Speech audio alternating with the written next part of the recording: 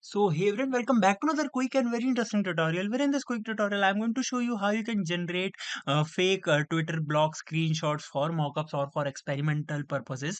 Now, in order to do it, all you need to do is just simply open any of the browser you have, and here you have to search for tweetgen.com. Just simply go to this website and see the URL. You have to be very sure about it, and you can do the same process over any platform, even from your smartphone as well. Now, here go to this option which says block.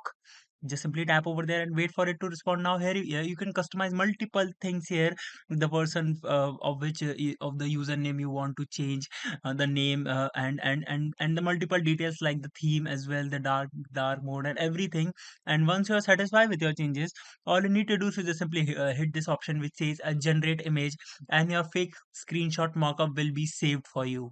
Alright, so that's it for this tutorial. I hope this video will be helpful for you. Make sure to hit the like button and subscribe button for more such helpful and interesting tutorials. See you in the next one. Take care.